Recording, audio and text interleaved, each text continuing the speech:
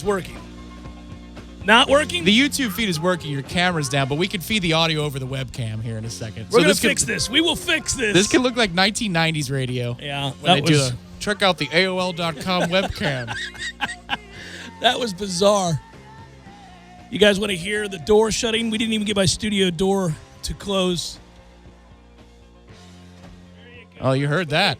You heard that. That was a good thump. Oh, well, we need more of that from our defenders flying to the football. We were scrambling, folks. We've had some technical issues today. We've had a lot of things come up. It's been a weird day. I can't even begin to describe it all, but we're here, and it's good to be with you.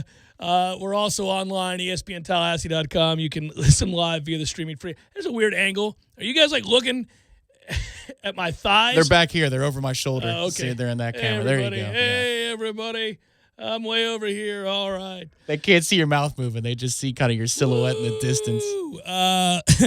We're online, ESPNTallahassee.com. You go there to listen live via the streaming free always. You can email us, jcs@979, ESPNradio.com. Find me on Twitter, @JCameronShow. WTSM app, good for your mobile devices. And a much better version of the YouTube feed will be in segment 2. When I fix this camera during the commercial break is how this is going to work. Kind of a weird deal. I actually, not something you necessarily want to announce to start the show because it puts a damper on things. We're going to be on JCS, that is, from 3 to 4. I'm just going to be transparent with you. My wife is really ill, and I don't mean as in a terminal illness. I mean as in she's she's got the flu. She's down for the count, out cold, couldn't move, just called a little while ago. And frankly, as a husband and father, I feel kind of bad. So I'm going to help her out. I got to go pick up the kids. I got to be Mr. Mom. I got to go do the things that she ordinarily does when she gets off work, and she stayed home today. And I don't want to lie to you in case you guys see me out there at 4:30 driving the streets. You're like, well, Cameron's right there. In a beautiful QX80. In a beautiful QX80. He wasn't kidding about that. Yeah, that thing is stunning. But no, I'm going to go pick up my kids from school and let her be comatose for the remainder of the evening and then, be a dad. You mentioned you haven't seen her like this before. No, sickest I've ever seen her. We've been married for 14, 15 years now. I should know that. 14 years. And we've been together for 16 years. Jesus. Time flies. Anyhow, I don't think I've ever seen her this sick. I left this morning after she called in sick to work, and I said, "You're like not even kidding. You're really sick." And she was just like, I went, "Okay. All right. Do I need to rush you to the hospital?" Sounded like Rocky too. It did, a little bit. I sounded exactly My like wife it. at home. Yeah, I mean, it's crazy. And so as the day went on, I kept checking back. She did go to the doctor. She had to get all this medicine. And then, I was like, "You're not dying, are you? Like, do I have to I'll call in now. Do we need to go to the hospital? I mean, what's going on here?" But knock on wood, she gets a lot better. She's not doing well, man. She is hurting. So I'm going to go be a dad and a husband. But real quick, we are here, and then we'll play 2 hours of we'll have to play the headlines from the other day, and then we'll also new front row Knowles at 6 o'clock. New front row Knowles at 6 o'clock. That's coming up for you in an hour right now. So let's get to the getting. Let's just tackle the issues of the day, if you will. Look, I want to clarify something here. This is what surrounds losing programs. This is what happens when things aren't going well. Stupid things get blown out of proportion, and then they're obsessed over and talked about and clarified, and all these things keep coming up that have nothing to do with nothing, and it's really aggravating, and it seems like right now Coach Taggart and his staff are having a hard time getting this thing on track. Obviously, that's an understatement, and also kind of staying out of their own way a little bit here. I would not have readdressed the hydration thing today. That story was dead. Nobody was going to talk about that today. I understand it's frustrating if you're a coach, if you meant one thing and maybe you poorly worded an answer, because he did, and you said something that wasn't as clear-cut as you would have liked it to have been, or it came across and perceived to be something that you really aren't happy about. But just let it die and move on. I wouldn't readdress it. Now you give it more life. And I'm talking about the hydration thing, where he answered the question on his coach's show. By the way, he most certainly did say we didn't do a very good job of that last week. It wasn't just about Louisiana Monroe. Now, maybe he meant it to be, and I'm not calling him a liar, but I watched it. I heard what he said. I know exactly what he said.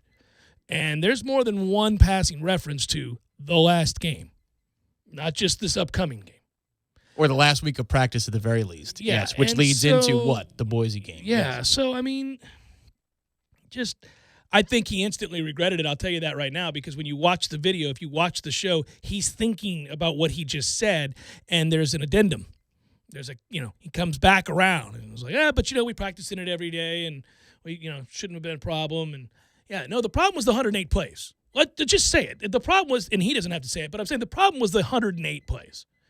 And I think the best way to answer that, frankly, if a caller calls in and says, what are we going to do about making sure our guys are hydrated or whatever the hell they say, well, we do.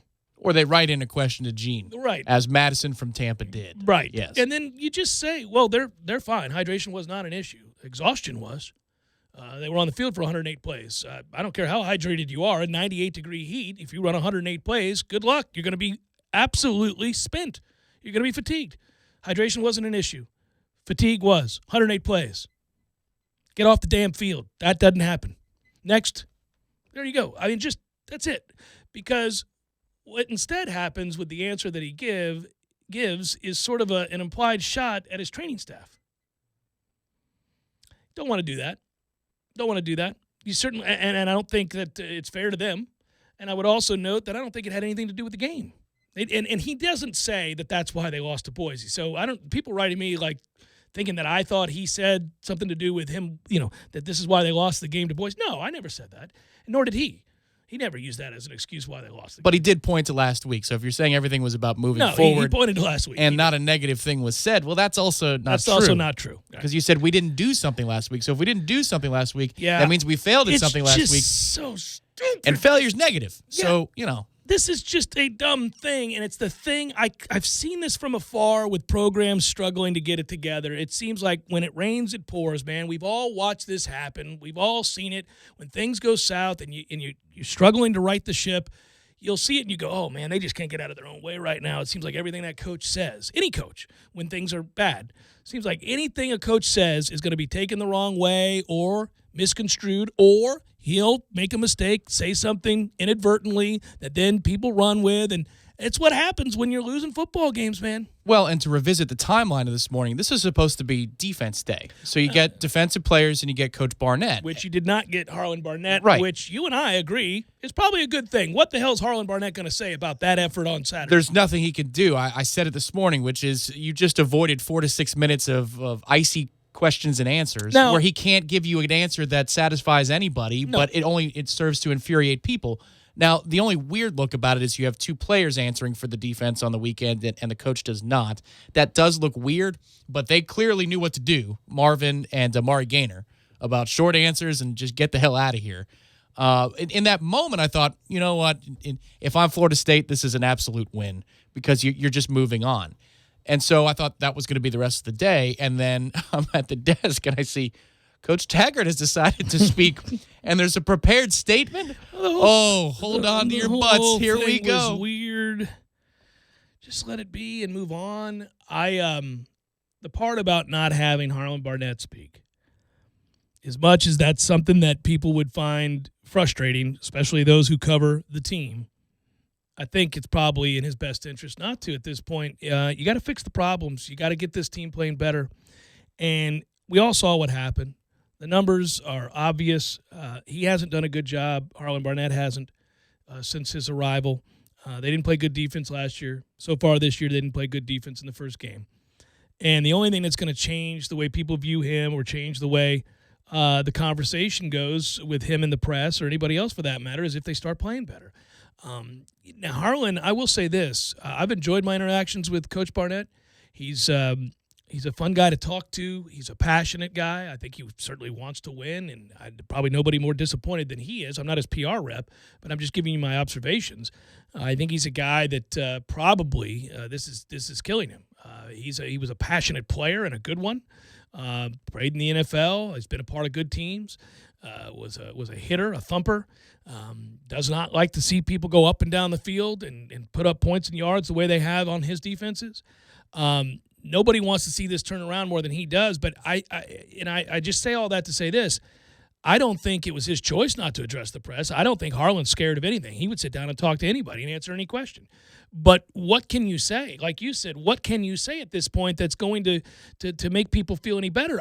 Frankly, if he did sit down to talk to the press, one of the things that I think a coach in this situation can do, and really about the only thing you can do, people always want, certainly folks that are paid handsomely to get a job done, and when they're not getting the job done, they want those guys to take responsibility. And that's all you really can do. I mean, it's an unnecessary beating of a dead horse, if you will. Coach, your thoughts on the points or the art. I mean, listen, we're not getting the job done. It's my job to ensure these things don't happen. And right now, we are not getting the job done. I'm not getting the job done, and I won't rest until it is. And that's the end of the discussion. You really can't say anything more. Right, because when you talk about the defense and you try to find an identity, other than the word like bad, you don't have one because we were a 4 down. I mean, I know they're doing multiple fronts, but can we stop with that caveat right now? They tried to make a switch. They've tried to make a switch, and through one game, it was a disaster. And in a sense, it was worse than it was when we closed the season. If you just look at the total yardage that Boise put up, I know they ran more plays, they had the ball for 40 minutes, but we're talking over 1,000 yards, over 1,100 yards last 2 games in Doak Campbell Stadium against the Noles. It's ridiculous. Against us. Yes. And I'll just go back to when he came in here.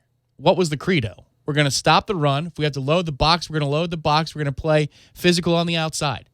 Does that look like anything compared to what, I mean, or as it relates to our defense and what we schemed up against Boise? Mm-hmm. Did we stack the box? Did we play physical on the outsides?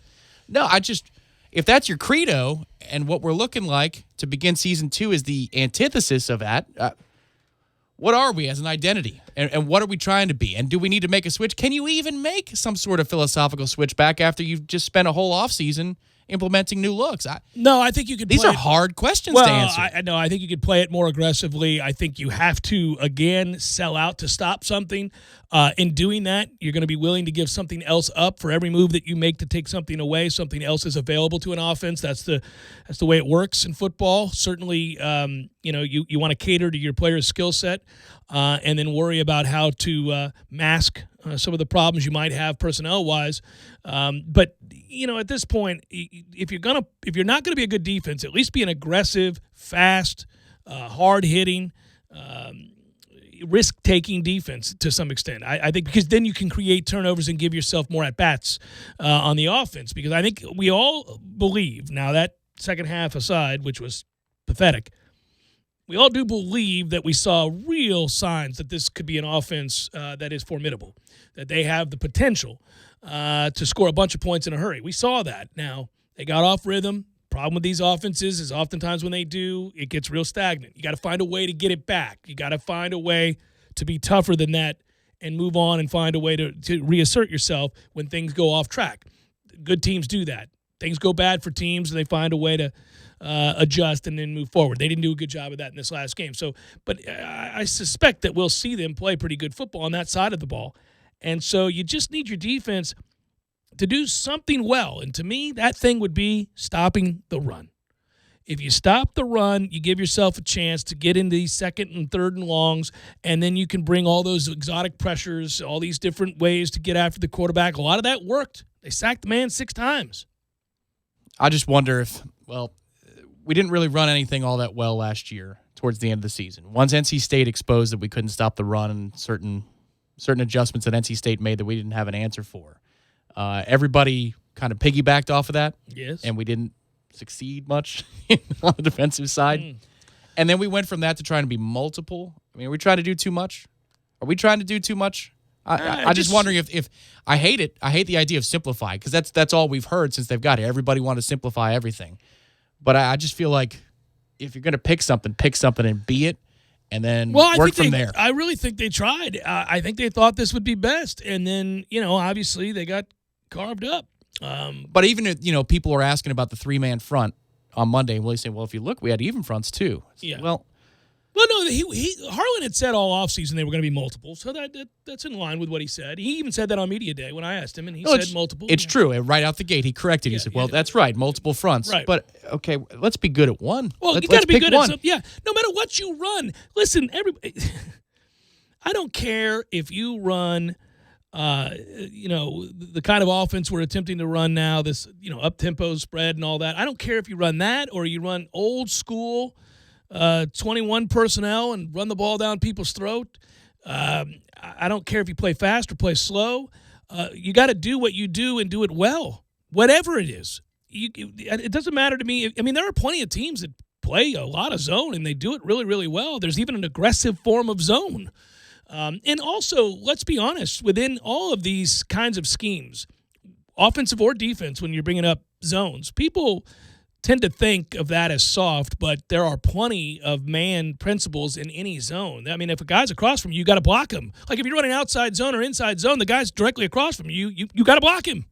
That's just you and me. I'm blocking you. Stuff Saban does involves a lot of zone. I mean, the ideal is to mix it in and out, and so you leave a quarterback guessing pre-snap. Is this a man alignment? If you're talking about the defensive side of the ball, you're also pattern matching. You're doing all that stuff. Yeah. But I'm just saying that, if we're not good at anything, then maybe we try to be good at one thing and then move to the next. Well, be aggressive. I mean, just at least trigger. I mean, go up and hit somebody, please. And just because if a guy comes into your zone, I mean, you can cover him. My worry is if, let's just say, we get up close to the line of scrimmage and, let's just say it's 8, maybe 9 guys like you're talking about. Yeah. Are we smart enough to still pick the right gap, even if we're loaded up? Because if we're not, then you've got a lot of home runs. Well, sure. Well, then at that point, we're doomed. It's and I'm not talking about season shots down the field. I'm talking about a run between the guards, and somehow that's out the gate. Like we did on 4th and 1 with Cam. Right, exactly. Yeah, they bunched the line. And I think of Dalvin against Wake Forest all those years ago. Remember the game there, and he got his hammy was pulled in that game. But that was the run. That was the thing that got him his yardage total because it was a short yardage situation. They packed it near the line, and it was quick death on the ground. Peace out. Yeah, he was gone. Speaking of which, real quick, regarding the depth chart, this is interesting. They didn't release the depth chart for the ULM game on Monday. They ordinarily would do that. So they sent it out today. Obviously, the holiday and all that other stuff. But they sent it out today, and Levonta Taylor is not listed on the 2-deep.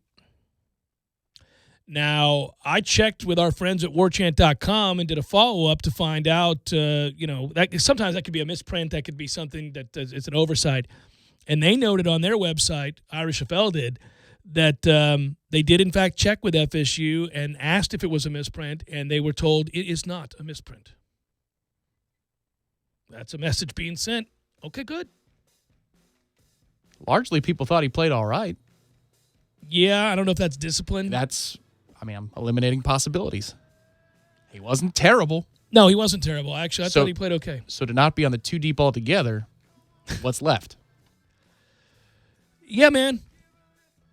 Off to a great start. We'll see you at 5 o'clock on Saturday night. Come on down for football this Saturday at 5 o'clock. Doak Campbell Stadium, Bobby Bowden Field. Watch your Knowles. Yeah. It'll be heat index of 102. At least you got that going for you. It won't be 105. 17 people at that game. Sorry, boys, I did not have time to pack. We got this. It's right here, guys. We got this. I thought I could handle it. We got this. Moving doesn't have to be a hassle. Call us first at 2 Men and a Truck. No matter the move, home or business, we'll make it a smooth one. I forgot something. We got this. ESPN Radio, Tallahassee Sports Monster. Games for Less, the only locally owned and operated gaming store in town, has Tallahassee's largest selection of new and used video games and game systems. The future of video gaming is at Games for Less, where they have both the PS4 and Xbox One. It's time to trade in your old systems and elevate your gaming experience now. Games for Less is also your headquarters for the best in retro gaming. Atari 2600, original Nintendo, Super NES, or Sega Genesis, you name it. They got it at Games for Less. Games for Less, the Super Walmart Shopping Center on Appalachian Parkway. Give them a call today at 850-219-3535. That's Games for Less. Tallahassee loves the corner pocket as much as a crystal ball winning catch. He's looking, he wants it to the end zone. It's Benjamin! Touchdown!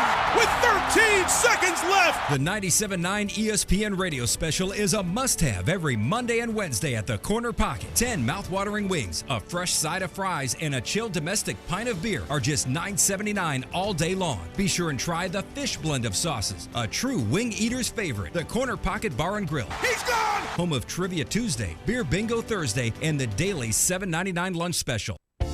Hi, this is Peter Bond, owner of Jerry's Cigar Shop. Jerry's has been a local favorite for cigar enthusiasts for the last 25 years. We have the largest walk-in humidors in town, filled to the brim with an amazing cigar selection. Relax in one of our leather chairs and enjoy an ice-cold beer or a glass of wine with your cigar. Jerry's is a great place to watch sports on our big flat-screen TVs and offers a comfortable setting for lively conversation. Visit our original store on Sharer Road or our new second location on Cary Forest Parkway. We hope to see you soon. For young people, education can be a guiding light. It provides a path to achieve their dreams. That's why the Florida Lottery proudly supports the Bright Futures Scholarship Program, helping over 800,000 students attend college. And we want to continue creating brighter tomorrows. If you're a current Bright Futures scholar or Florida educator, visit flalottery.com/brightfutures to let us know how we can help you shine even further. Come visit the new and exciting Hangar 38. This amazing place is for everyone listening right now. Practice your bowling skills, compete, and have fun. Whether you're a newbie, an all-star, or a beer frame champion, no matter how you roll, you'll find the best place to bowl is at Hangar 38. Hangar 38 is home to over 75 arcade games, so they're sure to have something for everyone. Zeppelin's at Hangar 38 is a premier, full-service restaurant and sports bar, and it's also your place for birthday parties and company outings. Tallahassee, what are you waiting for? Come on out to Zeppelin's Hangar 38, 6668 Thomasville Road behind Walgreens. The Jeff Cameron Show podcast, available on demand at ESPNTallahassee.com and on iTunes today. The Jeff Cameron Show podcast is brought to you by Garnet and Gold of Tallahassee. When you buy FSU apparel, support local business. GarnetandGold.com.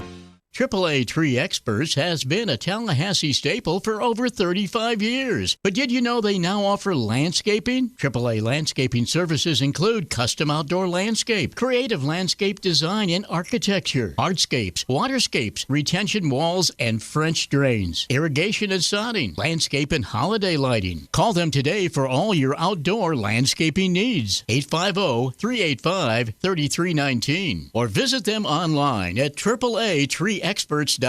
AAA Tree Experts and Landscaping. No fans, football season is here. That means another fall of the best pregame show in town, Tallahassee Game Day on 97.9 ESPN Radio. Looking for the slant. This time Terry's got it, and he's into the end zone. That's a Florida State touchdown. Join ESPN Tallahassee's Jeff Cameron and Tom Lang 3 hours before every home kickoff for the latest news, interviews, and updates from around the FSU football program. Tallahassee Game Day on 97.9 ESPN Radio is brought to you by Bud Light. Enjoy responsibly. By OnQ Financial, Mortgages Simplified, and by Hardee's. Hardee's, because it tastes better. Down the sideline, at the pylon, touchdown! Tallahassee Game Day on your home for the best in Seminole sports talk. 97.9 ESPN Radio. Tallahassee Sports Monster.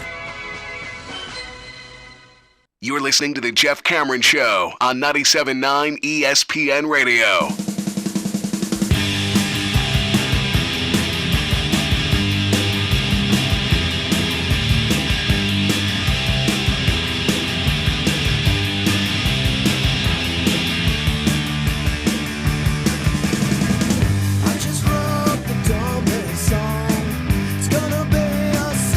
Jeff Cameron Show, 97.9 ESPN Radio. Flustered. Got a weird view. This time. A different YouTube view. Hello, YouTubers. Gives people a little depth perception of the window. Yeah. There you go. They're going to win this Saturday, so that'll be nice. Are you going to be nervous in the fourth quarter? No, I think they're going to win big. If they don't, man, this is snowballing, and it'll be a clear-cut sign that they're in real trouble. And, I don't know what to say about that. I don't want to prognosticate about something that hasn't happened. I think it's in the back of a lot of people's minds already. You know, if you get a similar situation play out like you had a year ago with Samford, man, people's antenna is up. Because we didn't know it at that time, but that was a real indicator that this was going to be a disastrous season, that this was not going to get fixed, and that they were miles away from where they needed to be. I don't know if in the moment we wanted to believe that. First couple of games of the year, you tend to really be hopeful, certainly, and optimistic. In retrospect, you look back on it, you go, ooh, that's a pretty good indication. Things aren't good, you know? I mean, going into the fourth quarter of the Samford game, and we're in trouble. Fighting for our lives. Right. So, you know, I'll just say this. If you have a similar situation happen here where ULM is in this game in the fourth quarter, you know, I will only be able to conclude that they are virtually dead in the water the rest of the way. You know, I mean, at that point, everything's on the table. You know, at that point, you start to talk about the possibility of losing 9-10 games. You know. Well, that'd be a fun Monday show. We haven't had any of those, you know, where we talk about what's, you know, how bad can we be? Well, I've been of the mindset for a while that you can't. It's a difficult scenario. I said before that there is a scenario by which Coach Taggart could lose his job, but it's so highly unlikely. And I'm not, you know, I've said, I think at that time I mentioned, barring something that is completely disastrous, something that shows they've quit, that they're not interested in playing for him, that the university then would maybe have to make a move no matter how difficult it would be financially. I didn't foresee that. I think short of that, if they just have a bad year and they don't play real well and they're not as good as we'd like them to be, then you're not firing him because of the finances. You're probably waiting one more year. I'm always interested in fairness, but at the same time, I got to tell you, I'm sure it's on the table. If you lose to ULM, I guess this thing gets accelerated in a way we could have never imagined. They're not going to lose to ULM, and I'm done talking about that for now. But they do need to play well.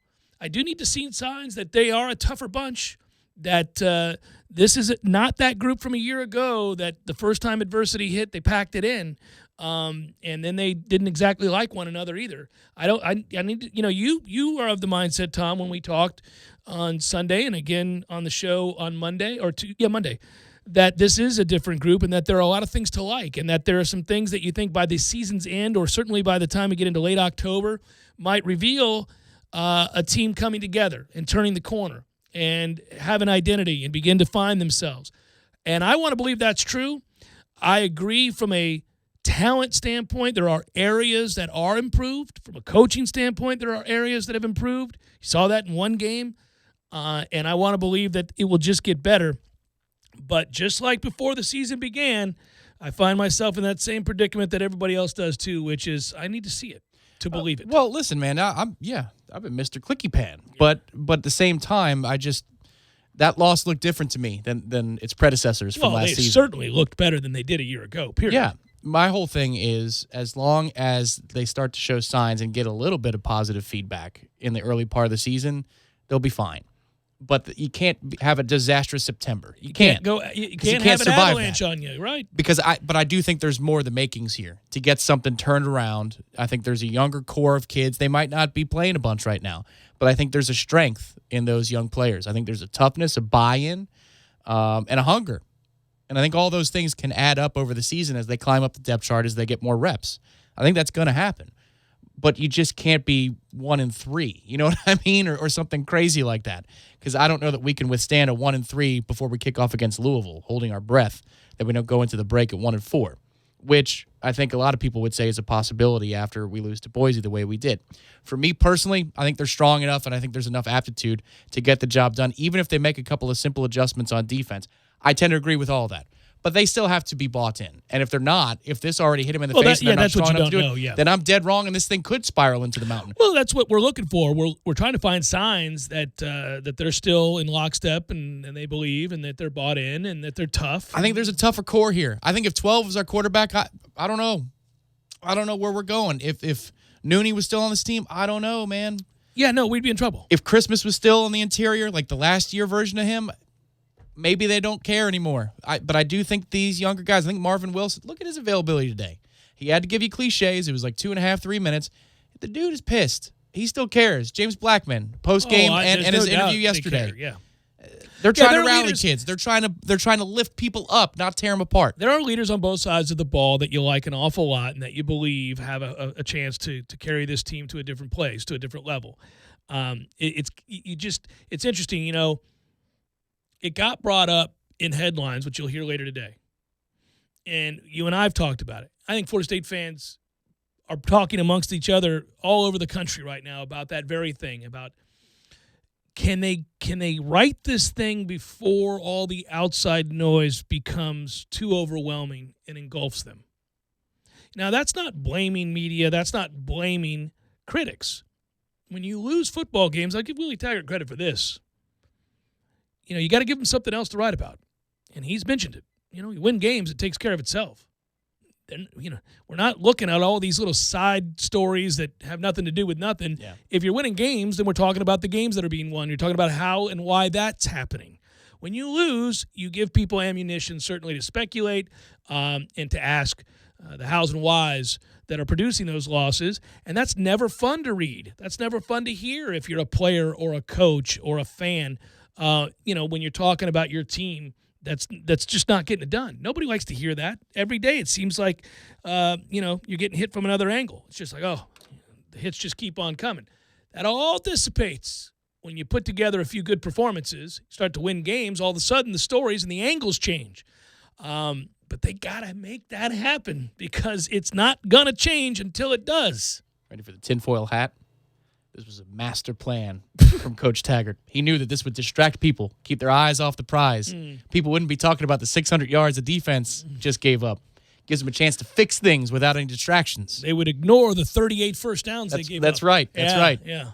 This gives people a chance to talk about something else. It's John Tortorella saying, shut your yap in the Eastern Finals in 2004. People forget that they gave up 6 goals. Yeah. Because now they're talking about controversy. I think it's brilliant. If the tinfoil is true. It's not true. It's the Jeff Cameron Show, 97.9 ESPN Radio.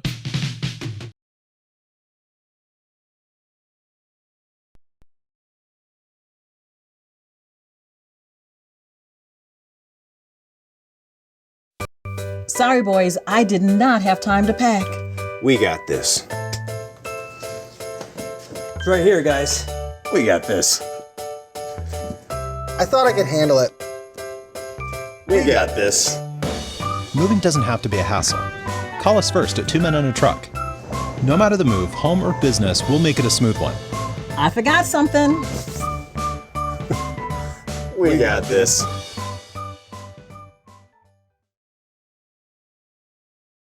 Playing for a Super Bowl this season, believes ESPN's Damian Woody. They eat up time of possession. They keep their defense fresh.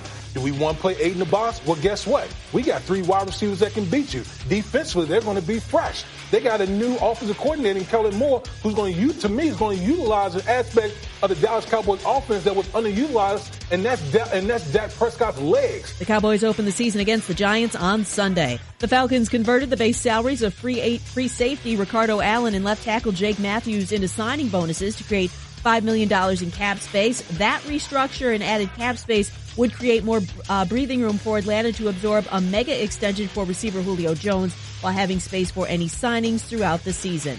Raiders receiver Antonio Brown posted on social media a letter he received from the team that detailed about $54,000 in fines for missed time during training camp. GM Mike Mayock also advised Brown in the letter that should he continue to miss mandatory team activities, including practices and games, the Raiders reserve the right to impose additional fines and discipline. Brown's response, quote, "When your own team want to hate, but there's no stopping me now. Devil is a lie. Everyone got to pay this year, so we clear." End quote. Celtics forward Jason Tatum will miss at least 2 FIBA World Cup games with a sprained ankle. He'll be reevaluated September 9th. Team USA has its final pool game tomorrow against Japan.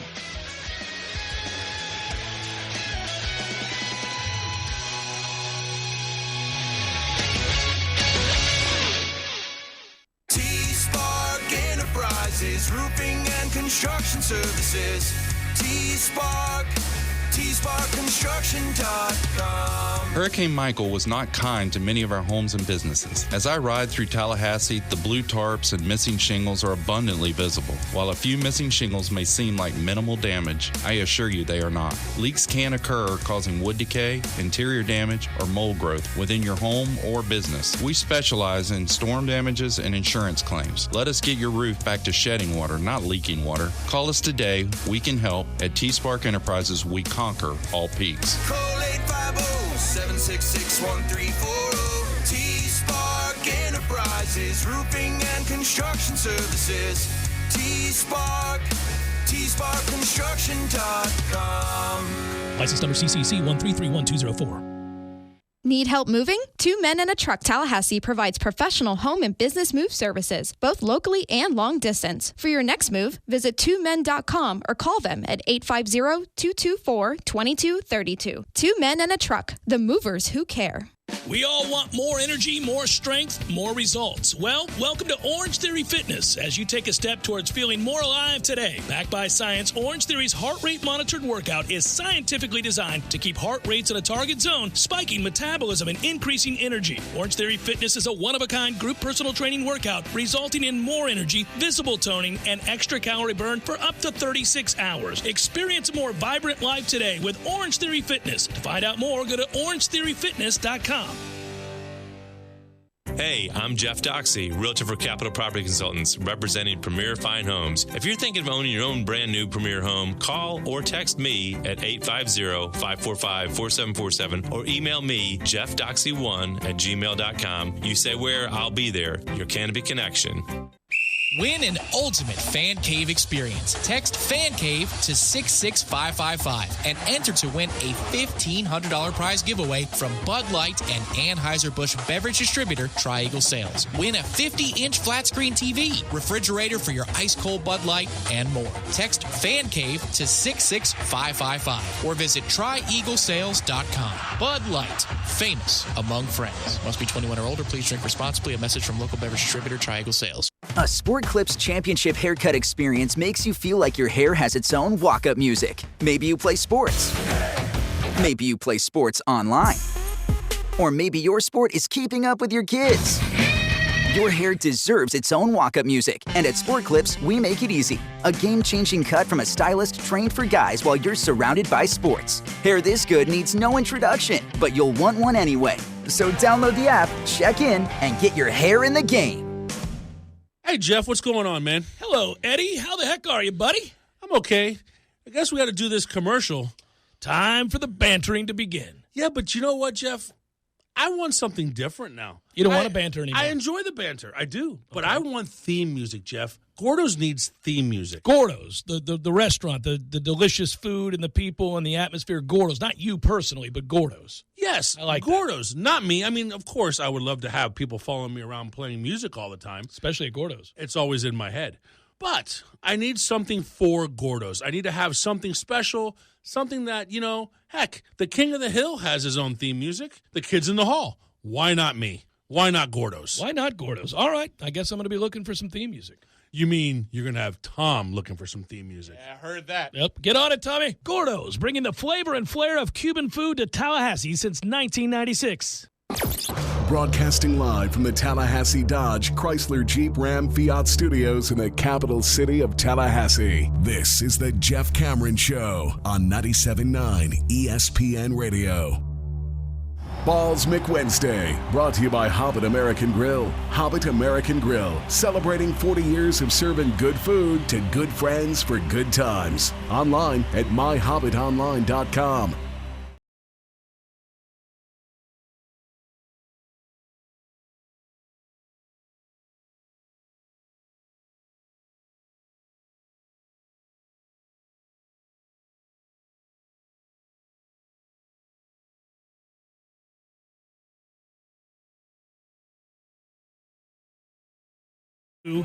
Wicked Wednesday from our friends at Which, which means you get the Wicked Sandwich, which has all those meats. 5 meats, 3 cheeses, $5 on a Wednesday. This gets you one any day of the week you want. Boatloads of meats.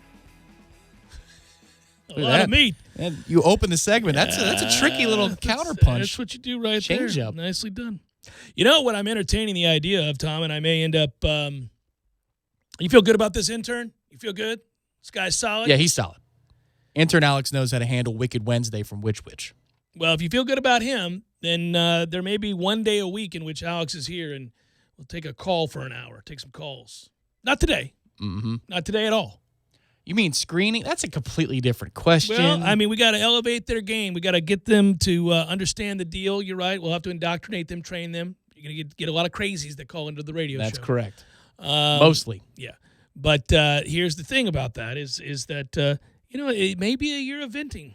It may be a year of venting. I'm throwing it out there that there may be one day a week for 1 hour where you're allowed, we'll take some calls again. If we're 1-2, if we lose to Virginia. Well, you're making it pretty easy to incorporate this calling thing. Ain't going to happen. 2-1. 2-1. With NC State, Louisville coming. Tom is bullish. I'm being stubborn and hopeful. Mm-hmm. Yeah. Well, that'd be great, Tom. Don't say I'm always negative because I'm a Noel at heart, and that offense looked okay for one half. Oh, yeah. It absolutely did. For a half. The defense never looked good. But that's the first half of good offensive football in how long? Didn't we have a good half? Certainly. Was it BC? Against Louisville. We had a good half against Louisville. We had that opening drive was That drive was something else, wasn't it? That was September last year. Stunning, I think. I mean, look at this. What is going on here? That was the first half last year. Turns out Louisville was just horrible, and they'd quit on their team. Wake Forest, Yeah, good half against Wake. Second half. Certainly not Florida. BC was a low-scoring game. No. Notre Dame, no. Oh, God, no. Notre Dame, no. We were pathetic. So that's one of the one of the rare birds in the last 13 games of a good offensive half. That's one way to look at it, Tom. That's what you do right there, buddy. You go ahead and you look at it as the glass is half full, and you say, I think they'll carry over the momentum for that one good half they played and stomp ULM this Saturday. Stadium about a third full. We'll be riveted by that win, and then we all go up to Charlottesville and watch the stunning upset in the ACC opener over the Coastal favorite. Which they are. It's funny, right? I would tell you this. If they do go up and win it, and we're getting way ahead of ourselves here, but if they do go up and win it, Tom, look out, because they'll come home and they'll beat Louisville and they'll beat NC State. And all of a sudden, that Boise loss will be a distant memory, and we will see a whole set of different headlines. Man. And I am rooting for that more than most, because I like winning more than losing. That's everybody. I like Willie Taggart.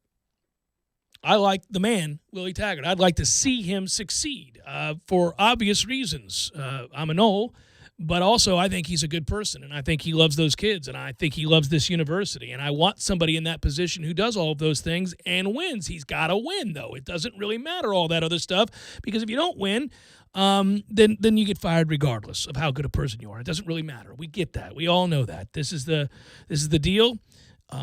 That's the way sports works. But I am, and I've said it time and again, rooting for him to get it done. But I will be the moment that I don't think he can, the moment that it hits me that he has just got no chance to get this turned around, then we'll say that too.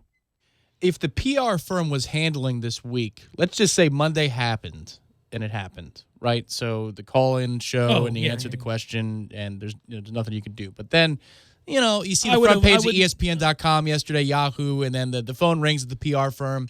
You got your feet up on the desk. Was this a landline call? What's going on here? And Florida State says, what do you think? What do you think? Yeah, no, I might have if I was going to do anything, I might reach out to Adam Rittenberg and say, hey, it was a call, and this is what I meant. I was actually talking about ULM.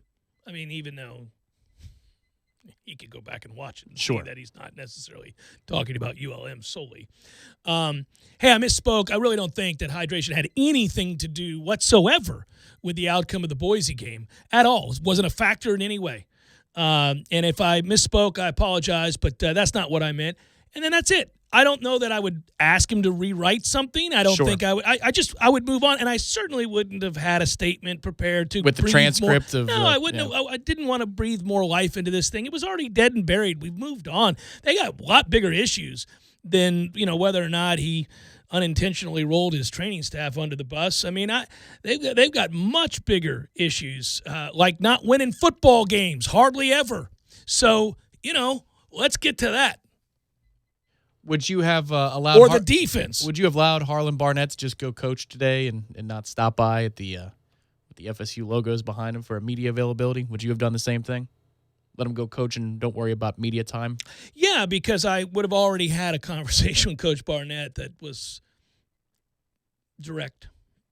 But remember, the PR firm. The PR firm now. The PR firm would say if he is going to talk, he's saying about one thing and moving on. Just take responsibility for the fact that it's been dreadful and then have a good day. I got work to do, obviously. I mean, you can almost have fun with it. Hey, I'm not getting the job done. I'm paid to get the job done. I got a lot of work to do. I think that's evident. Thanks, guys. Have a great day. Boom. By the way, I think most people would go, well done. Yeah. Well done. We're on to Louisiana Monroe. We're on to the Warhawks. No, I do. I think most people would go, okay, that seems about right. I mean, what the hell else is the man going to say? There's nothing. You don't want to get into this, it's like this relitigating that we do all the time with seasons and coaches and decisions and all that. Just listen. Obviously, it's not okay that we gave up over 600 yards of offense to a true freshman quarterback, that we, gave up 38 first downs. Is really unimaginable. It's not okay that all of that happened. Consistently gave up third downs to the tune of over 50%. Yeah. We got a lot to work on, and obviously I recognize I'm responsible for that. So I'm going to get to work. Yeah, I think the good That's thing about all you can say about this weekend's game, let's just say the offense shows up for 3 quarters. If they show up for 3 quarters, I think we're okay. But it might afford you the opportunity to more than just liberally substitute. You might be able to actually get real good evaluations at some depth players on defense. And maybe those kids can force their way up the depth chart. Yeah, I'm just saying. Well, already there looks like they're benching Levante Taylor. I don't know what for, if that's discipline, if that's he didn't do what he was asked to do, if he spoke out of school, I don't know. But one thing I will say is there is an opportunity here. I know it's a nothing game in the eyes of many. Florida State's a 3-touchdown favorite. A lot of times when you have a team coming in that you're just bigger, stronger, faster than, and you can overwhelm with your athleticism, we don't tend to think that something's being accomplished by winning the game. But when you're a team that's this fragile and hasn't won a lot of football games and hasn't consistently executed on both sides of the ball, and you have a new coordinator and you have a new offense in general, and you've switched to this defense, you got a lot you can learn from a game like this. And so what I'm really hoping for, and I'd like to see, and I'm going to be paying close attention to, is are they focused? Are they locked in? Are they physical? Do they play more aggressive? Do they play in a way that respects the game and the team? And again, I said the other day, and yesterday, and I'll say it again today, if you have the opportunity, big if, we'll see if they do, but if you have the opportunity to stomp ULM, and this isn't about sending a message to anybody else. This is about gaining confidence, executing, playing through 60 minutes of football, respecting the game, and understanding that we have to play at a level. We have to get to a certain level. And you know what? If that means we're still throwing around the lot in the third quarter and we're still got starters out there, now I don't want to be obviously irresponsible with that. But, if I need to see a guy react to certain down distance situations, and I need to see how he handles certain forms of adversity, and I want to see how he executes certain calls, well, then I'm leaving him out there, and I don't care if it's 58-0. We've got work to do, a lot of work to do. So I had some good news, bad news in my own personal sporting life last night. And the good news was I found a team that's worse at closing games than the Florida State Seminoles were this weekend. I saw that highlight this morning, and I just thought, I'm not going to mention this The bad news is they were the New York Mets. That was – did you know this? Mm-hmm. I don't know how you would unless you read it earlier today. We were 862-0 in those situations. Well, not just that. 862 or whatever it was. Yeah, which is insane. From the dawn of baseball statistics, so from where they go back to, House of the Rising Sun. This is remarkable stuff going back to late 1800s, early 1900s. There have been something like 4,900, I'm just rounding, 4,900 instances where a team led in the ninth inning by 6 runs. Mm-hmm. 6, that's right. 6 runs in the 9th and gave up 7 to lose it. That's right. So listen, hold on. There have been 4,900 instances. Yes, please clarify. Where they're up by 6, and like 4,672 of those 4,900 times that team went on to win the game. So there have been precious few examples in the history of baseball where it has ever occurred. Now, you think about how many games have been played where that scenario obviously plays out, and the Mets did something we haven't seen done in, I think I saw something like 40 years. It was crazy. That's right. I couldn't believe it. It's almost Haley's Comet. Were you watching when the grand slam was hit? Well, listen, man, this is how the 9th inning goes. Yeah, they make 2 mistakes. And you dropped a 5 spot on them, right? Yeah, they made 2 huge mistakes, one of which is Trey Turner forgot how many outs there were. Right. It's a ground ball to short. Taylor made double play, 1 out. He underhands it to first base, and everybody's going, yo, what? My man. So it's second and third, 2 out. And then you go on to score. You get a 2-run double, and then you get a home run from Alonso. So you're up 10-4. You're like, 10-4, yeah. So these guys aren't playing detail sound, and we just took advantage of it and take that. So Lugo was in the game in the 8th to close, but we took a huge lead and said, all right, you can come out. We'll have you available for the day game today. Which is the right move. So the next guy comes in, he gives up 4 straight hits. Yeah, and then by the time you make another move, it's too late. I'm Jerry the King Lawler going, because then when Diaz comes in and he's been terrible. What happened to that guy from last year to this year? What happened to that dude? What's going on? You know, my hockey team got swept in the first round after winning a record number of games of the regular season, too. It's been a hell of a year. Well, the Bucks begin on Sunday, buddy. Thank God. All right. Thank God. The Bucks are going to get Bucks. started on Sunday. The Bucks to the rescue. All right. By the way, you should know you're currently leading the Nationals by 3 in the 8th. You think you can hold this one? Well, Lugo's available. Mickey was playing for today. Brilliant. Hey, I actually feel bad for Mickey. He did the right thing. He did do the right thing, and he cracked me up after the game when he said, we're professionals. Go do your job. What do you want me to do? That's fair. That's absolutely right. He's right about that. You know, maybe that's what we should say around here. We're pseudo-professionals. Have you seen the business of this sport? Just go do this. Yeah. Do your bleeping job. Set the bleeping edge. Yes. Fill the bleeping gap. Yes. Yes. There's Heartland's presser for today. That's it. But but they're kids. That's the problem. You can do that with pros. These Have are you amateurs. seen the defenses I've coached at other places? Yeah. I don't know what the bleep is going on here. That didn't bode well for you, though. If that's what you're telling the press, that means you're not getting through to them. Guys, I'm going to open up practice so you can see. Thursdays are fine. Well, the Pirates only blew a 1-run lead in the 9th last night. No, we were 6 times worse. You know that it was a 100-mile-an-hour pitch that got hit out the park, too? And hit well. Yeah, it sure was. It left the bat, and I went, ooh. Oh, that's I did watch it, too. You watched the Grand Slam? Oh, yeah. No, it was a 3-run shot, but yeah. Did you know instantly? Oh, yeah. There's no doubt about that one. No. He pissed on it. There's no doubt. It was a line drive, but I knew it was gone. Well, he hit it and instantly. He was screwing himself into the ground with the slider. And so we decided to throw a fastball there with the base open. I was like, all right, well, that's fine. Go ahead, throw a fastball. That's fine. Yeah, I'm sure it's going to work. All right, let's do probables here. And if you missed it at the beginning of the show, my apologies. I gotta take a personal couple hours here and go home and help my wife, who is really, really, really, really sick. And I don't want to paint the picture that she's dying or anything, but she's got the flu or something. She is down for the count. I got to go be dad and husband and go pick up my kids and tend to the immobilized in the back room. Immobilized wife who is in dire straits. I was also told in no uncertain terms that I needed to stop by a certain store to pick up certain medications, and they needed to be picked up immediately because she is incredibly uncomfortable. The dispensary? So I'm off to pick up drugs. She's like, none of that. The dispensary? She's like, yes, I need the behind-the-counter drugs, Jeff. Don't get me the stuff that's out on the shelves. At the dispensary? Fire it up. Let's go. It's time for, how you say, with the pitching, probables? Rangers, Yankees, Lance Lynn, Chad Green.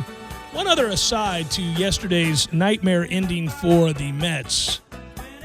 Those two pitchers started a game that ended up with 21 runs scored in it. Mm-hmm. If you gambled and took the under, you're like, of course, really? This is what we're going to... Scherzer starting for the Mets? We hit Scherzer, but yeah. Good Lord. Lance Lynn, Chad Green. All right, Phillies, Reds, Aaron Nola, Trevor Bauer. We got the Marlins and the Pirates, Robert Duggar and Trevor Williams. Twins, Red Sox, Jose Barrios, Eduardo Rodriguez. Twins. White Sox, Indians, Ivan Nova, Shane Bieber. Giants, Cards, Madison Bumgarner, and Michael Wacha. Oh, by the way, did you see the game Flaherty pitched last night for the Cardinals? Woo. His numbers since the All-Star break filthy. are Hall of Fame worthy. He's filthy. Tigers, Royals, Edwin Jackson, Jacob Junis. We got the Padres and the D-backs, Chris Paddock, Zach Gallen. Angels, A's, Patrick Sandoval, and Tanner Roark. There he is. Rockies, Dodgers, Antonio Senzatella. Ryu going for the Dodgers. He's got to get back on track. He's having such a great year, but he has been, 0-3 in his last 3 starts with an 11 ERA. He's throwing away the Cy Young. What are you doing, Ryu? You're throwing it away, kid. And that's a look at those that shall reside on the bump.